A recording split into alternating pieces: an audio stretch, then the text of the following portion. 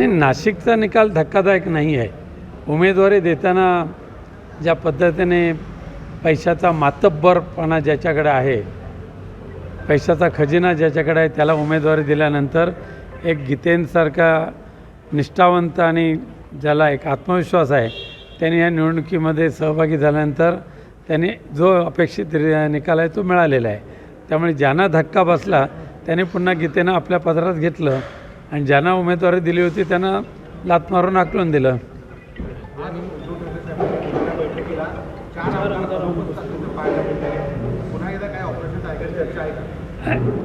आज जे आमदार गैरहजर होते, संजय देरकर, माननीय उद्धवजी ठाकरे साहेबांचा दौरा आहे त्याच्या तयारीसाठी ते आहेत, त्यामुळे ते येणार नव्हते आणि बाकीचा पहिलाच दिवस आहे त्यामुळे साहजिकच आहे ॲबसेंटीज वगैरे होते. राहुल पाटीलसुद्धा परभणीच्या काउंटिंगसाठी थांबले होते आणि संजय पोतनीस जे सांतारूचे आहेत त्यांना मुंबईला यायला उशीर झाला त्यामुळे ते येऊ शकले नाही. एकनाथ शिंदेने आज असं सांगितलं की 4 वर्षापूर्वी याच दिवशी शिवसेनेमध्ये पहिलं बंड झालेलं होतं आणि आज पुन्हा एकदा दुसरा टप्पा सुरू झाला.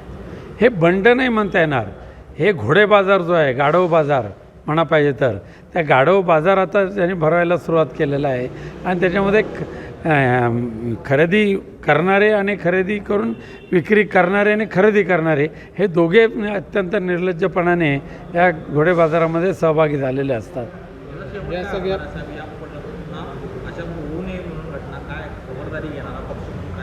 पक्ष आपल्या पद्धतीने पूर्णपणे सक्रिय आहे.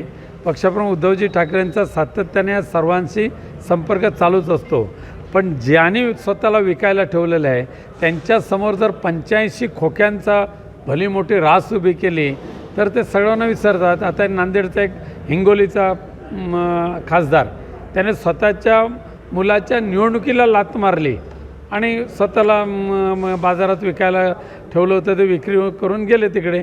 मुलगा पडला तरी चालेल पण स्वतःचे 80-85 मिळाले बस झाले. अशा प्रवृत्ती ज्या ठिकाणी राजकारणात आल्या आहेत त्या ठिकाणी काय आणखी पुढे सांगणार. या सगळ्या घटनेनंतर 6 खासदारांच्या घटनेनंतर पुढच्या 2 ते 3 दिवसांमध्ये महाविकास आघाडीची एक महत्त्वाची बैठक होणार आहे.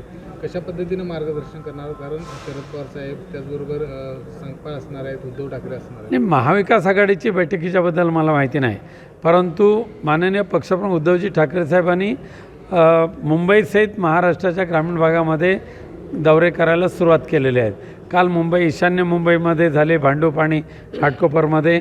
उद्याच्या 27 तारीखला वाशिम, यवतमाळला आहे, वाशिमला आहे, हिंगोलीला आहे, त्यानंतर परभणी आहे, धाराशिव आहे, शिर्डी आहे.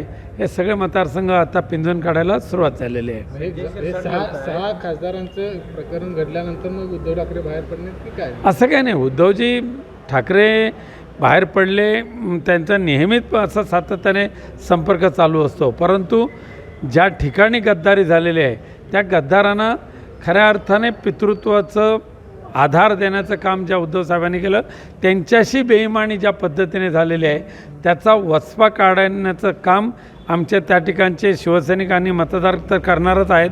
त्यांच्या भेटीसाठी माननीय पक्षप्रमुख उद्धवजी ठाकरे त्या मतदारसंघामध्ये जाणार आहेत. पण याला उशीर झाला असं वाटत नाही, कारण शिवसैनिक पक्षासोबत आहेत, लोकप्रतिनिधी गेले तरी शिवसैनिक पक्षासोबत आहेत. त्या शिवसैनिकांना बळ देण्याचं काम कुठेतरी गेल्या नाही, पक्षप्रमुख नेहमीच शिवसैनिकांशी त्यांचं जे जोडलेलं नातं आहे ते कुठेही कमी झालेलं नाही.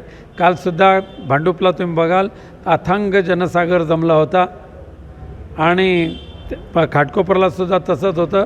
आतासुद्धा येणाऱ्या दौऱ्यामध्ये तेच दिसेल आपल्याला. 2 दिवसांपूर्वी अमित शहा कोल्हापुरात आले होते.